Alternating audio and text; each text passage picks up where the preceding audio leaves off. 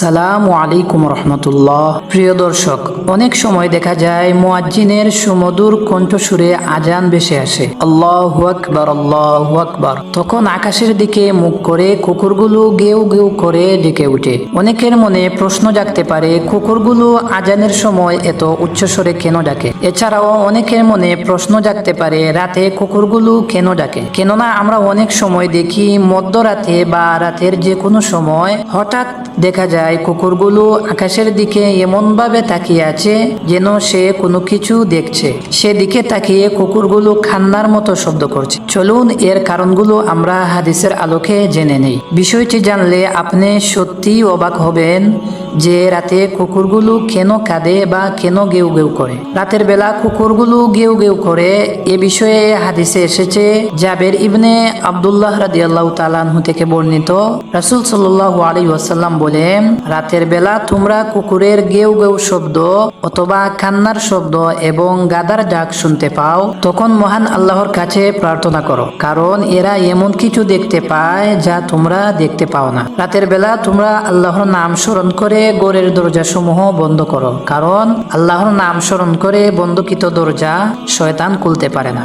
তোমরা কলসিগুলোর মুখ ডেকে দাও, মশকের অর্থাৎ চামড়ার তৈরি পানির পাত্র মুখ বেঁধে দাও এবং পাত্রগুলোকে উপর করে রেখে দাও। আবু দাউদ হাদিস নং 1246। প্রিয় দর্শক, তাহলে আমরা হাদিস দ্বারা বুঝতে পারলাম কুকুর যা দেখতে পায় মানুষ তা দেখতে পায় না। কুকুর শয়তানকে দেখতে পায়, এজন্য পরক্ষণে বলেছেন অবশ্যই রাতের বেলা তোমাদের দরজাসমূহ বিসমিল্লাহ বলে বন্ধ করো। কুকুর তখনই ডাকে যখন সে শয়তানকে দেখতে পায়, বা এমনও হতে পারে কোনো ব্যক্তির কবরের আযাব হতে থাকলে তা কুকুর দেখতে পায় ও শুনতে পায়। আমরা জানি রাসূল সাল্লাল্লাহু আলাইহি ওয়াসাল্লাম বলেছেন বুবা জীবজন্তু ও পশু পাখি কবরের আযাব দেখতে ও শুনতে পারে। তাই বন্ধুরা, আমরা রাতে যখন কুকুরের ডাক শুনবো তখন আমরা পড়ব আউযু বিল্লাহি মিনাশ শাইতানির রাজিম। প্রিয় দর্শক, আপনাদের সামনে কুকুর নিয়ে আরেকটি চমৎকার হাদিস পেশ করতে চাই।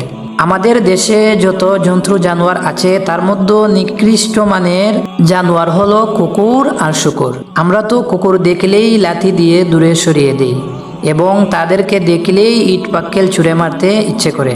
অথচ কুকুরের এমনও ইতিহাস আছে যা হাদিসের আলোকে শুনলে আপনিও রীতিমতো অবাক হয়ে যাবেন। হযরত আবু হুরায়রা রাদিয়াল্লাহু তাআলা আনহু থেকে বর্ণিত, রাসূল সাল্লাল্লাহু আলাইহি ওয়াসাল্লাম বলেন, একবার একজন পতিতা দেহ ব্যবসায়ী মহিলাকে মাফ করে দেওয়া হলো, কারণ মহিলাটি একবার একটি কুকুরের কাছ দিয়ে যাবার সময় দেখলো কুকুরটি পিপাসায় কাতর হয়ে একটি কূপের পাশে দাঁড়িয়ে জিহ্বা বের করে হাঁপাচ্ছে। পিপাসায় সে মরার উপক্রম। মহিলাটি কুকুরের মরার করুণ অবস্থা দেখে নিজের পায়ের মোজা খুলে ওড়নার সাথে বেঁধে কূপ হতে পানি উঠিয়ে কুকুরটিকে পান করালো। মহিলাটির এই মহৎ কাজ দেখে মহান আল্লাহ তাআলা খুশি হয়ে তাকে মাফ করে দেন। সুবহানাল্লাহ। এ কথা শুনে সাহাবীগণ আরজ করলেন, পশু পাখির সাথে ভালো ব্যবহার করার মধ্যেও কি আমাদের জন্য সওয়াব আছে? তোরে রাসূল সাল্লাল্লাহু আলাইহি ওয়াসাল্লাম বলেন, হ্যাঁ, প্রত্যেকটা প্রাণীর সাথে ভালো ব্যবহার করার মধ্যেও সওয়াব আছে। সহিহ বুখারী হাদিস নং 3321।